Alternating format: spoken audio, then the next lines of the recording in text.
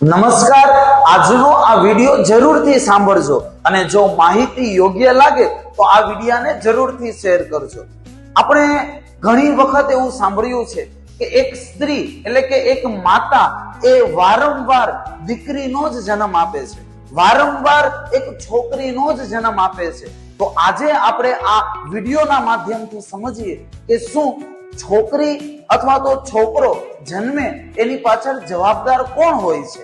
તો ચાલો આપણે થોડાક વિજ્ઞાન અને ટેકનોલોજીના મદદથી આજના આ વિડિયોને સમજીએ। તમે જોઈ શકો છો કે પિતા કે જેની અંદર એક્સ અને વાય રંગસૂત્ર હોય છે અને માતા કે જેની અંદર એક્સ એક્સ રંગસૂત્ર હોય છે। જ્યારે પિતામાંથી એક્સ અને માતામાંથી પણ એક્સ આવે છે ત્યારે આવનારું બાળક એ દીકરી એટલે કે છોકરી જન્મે છે। પરંતુ જો પિતામાંથી વાય અને માતામાંથી એક્સ આવે તો આવનારું બાળક છે એ છોકરો એટલે કે પુરુષ તરીકે જન્મે છે।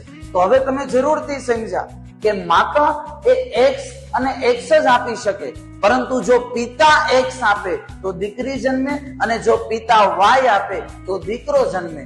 એટલે ખરેખર બાળક છોકરો હશે કે છોકરી એનો માત્ર આધાર એક પિતા ઉપર રહ્યો છે। આ માહિતીને જરૂરથી શેર કરજો। Thank you.